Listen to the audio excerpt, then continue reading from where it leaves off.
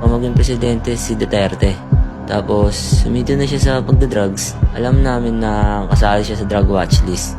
Nakarinig na lang ako ng 2 putok. Pagkatapos nun, nakita ko si Papa. Kilala namin yung pumatay kasama ng mga polis. Alam namin na hindi na mahuhuli yun. Noong tumakbo si Rodrigo Duterte bilang Pangulo, isa sa pinakamatunog niyang pangako ay ang tapusin ang problema sa droga sa loob lang ng 6 na buwan. Pero habang tumatagal, napaisip din ng marami. Posible nga bang matapos ang isang problemang matagal nang pinipilit ayusin ng ating bansa sa loob lang ng kalahating taon? At kung oo, anong kailangan gawin para mangyari iyon?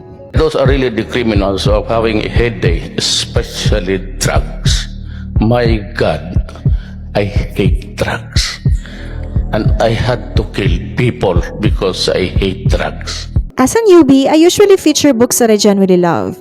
Pero paminsan-minsan, gusto ko rin pag-usapan yung mga issue na relevant. At isa na doon ay ang war on drugs ng administrasyon ni Rodrigo Duterte. At kahit ilang taon na ang lumipas, hati pa rin ang opinyon ng mga tao. May ilan na naniniwalang mas naging ligtas ang bansa noon, pero mayroon din mga pamilyang nawalan ng mahal sa buhay. Kaya para sa episode na ito, naisip kong ikwento ang ilan sa mga karanasang iyon sa pamamagitan ng Some People Need Killing ni Patricia Evangelista.